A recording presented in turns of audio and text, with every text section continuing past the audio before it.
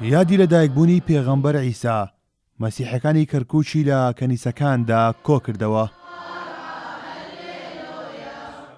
ئەوان جگە لە پەرستن و پیرۆزکردنی ئەم جەژنە لە یەکتر پەیامی خۆشەویستی و برایەتی بۆ نەتەوە و ئاینەکانی دیکەی کەرکووک دەنێرن. تمنياتنا طبعا بالتأكيد أن تكون عام جديد، عام الوئام والسلام.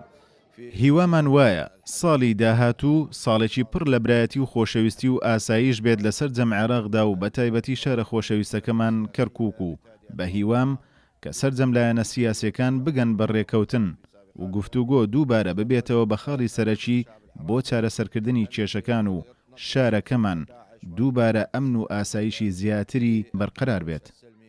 امرو جێژنەی مولود سيدنا المسيح لديكنا بو قالك ما بيخوشة عبروكا ما إداخو كير بسلامتي بصاغيل محافظة كركوكي أمش خديت خوازين خديت سلامتي بدات بوي ملتا العراقي الحميد دنياي عمي بخير وسلامت بن هرصال خوشي وسلامتي إن شاء الله.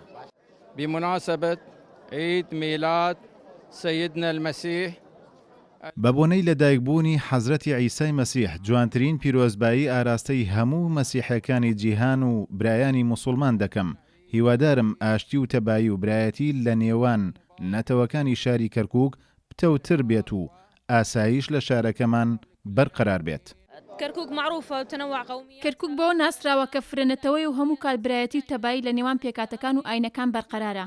هیوادارین هەموو نەتەوە و ئاینەکان بە خۆشی شادی بژین و ئاشتی لە شارەکەیە بەرقەرار بێت.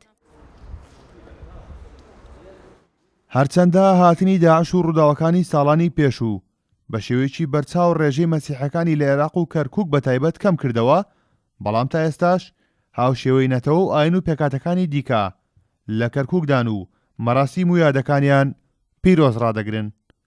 کەڕۆن محەمەد، کورد ساد نیوز، کەرکووک.